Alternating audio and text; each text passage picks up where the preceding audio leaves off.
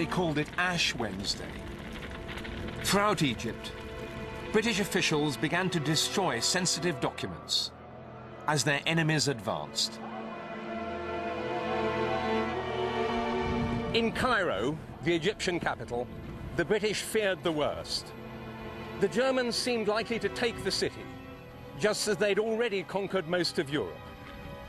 In the Pacific, the Japanese had gravely weakened British and American power and taken Hong Kong and Singapore. In the Atlantic, German submarines threatened to starve Britain into submission.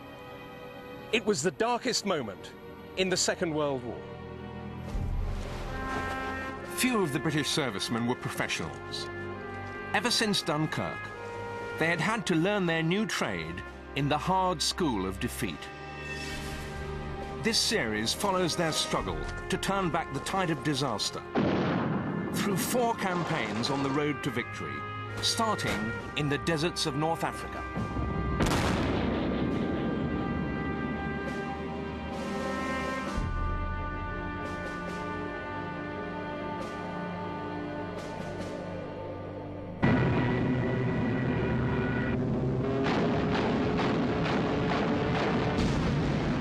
The Germans had come to North Africa the year before to defend their Italian allies in Libya. But now their aim was to take Egypt, and with it the whole of the Middle East.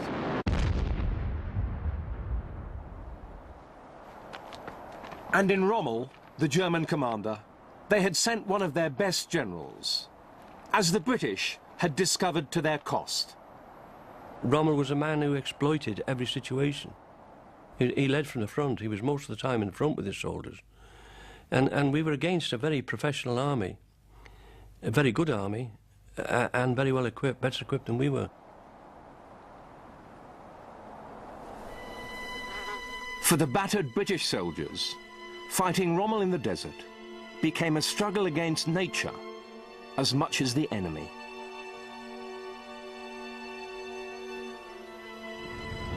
This is a field of battle like no other. The desert is a harsh and waterless place. Living in it soaks up water. Traveling through it soaks up petrol. And for the inexperienced or unprepared, the whole environment soaks up resolve. Simply surviving here is an effort in itself.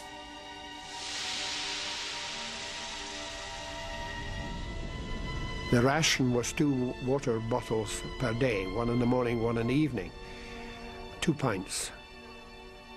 And that had to do for everything. It had to do for drinking, for washing of clothes, everything.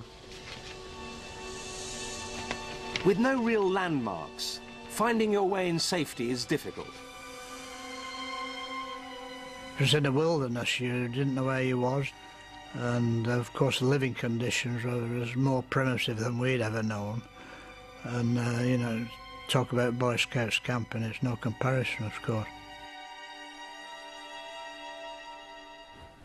Perhaps the most obvious thing about the desert was, to the men who fought here, the most peculiar. There were no civilians and almost no buildings to get in the way. Put simply, desert fighting was a tactician's dream. And in Rommel, the British were facing a master tactician. In 1942, the German commander was hoping to knock Britain right out of the war. His plan was to smash through the British army and take Egypt and the Middle East, and with it the oil supplies which kept the British war effort going.